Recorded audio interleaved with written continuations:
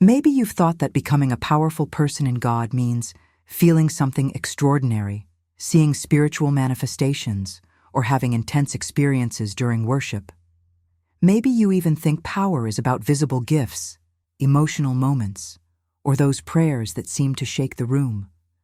But what if I told you that real power begins in a place that looks much less impressive and far more hidden? What if I told you that God doesn't build power in front of people, but inside of you when no one is watching? The truth is, many people want power, but completely ignore the process that actually builds that power. And the curious thing is that this process almost never has to do with what you feel, but with what you choose to do. Power is not born from a feeling, it's born from simple obedience.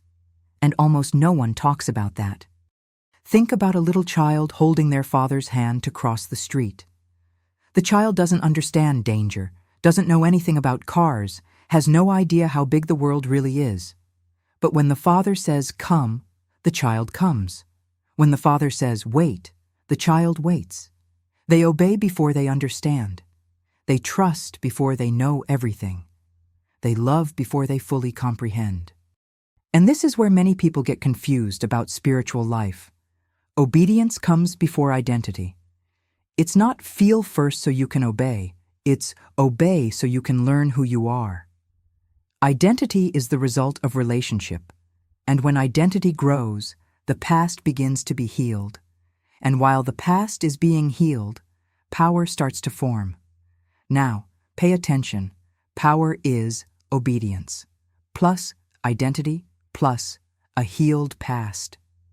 This formula changes everything. So let's go to a story that makes this so clear, it almost makes us uncomfortable. Gideon. When God found Gideon, he wasn't brave, he wasn't bold, he wasn't a leader. He was hiding, afraid, just trying to survive. And then comes one of the most powerful identity statements in the Bible. Judges 6:12. The Lord is with you, mighty warrior. Mighty? He was literally hiding. But God never calls someone based on what they feel in the moment. God calls based on the result he has already seen in the future. The first thing God gives Gideon isn't courage or strength or power. The first thing is a command. Judges 6:25. Tear down the altar of Baal. Obedience before identity. And Gideon obeyed trembling, afraid, without fully understanding. And here's what almost no one notices. You don't become powerful when you feel brave. You become powerful when you choose to obey, even while you're afraid. Identity came later. The past started being dealt with along the way. God heals while he uses you. God restores while he moves you. God transforms you as you walk. And then comes the part everyone thinks is about power, but actually reveals dependence.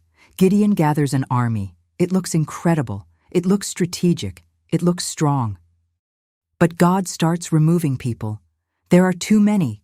He reduces it, then reduces again and again, until only 300 remain.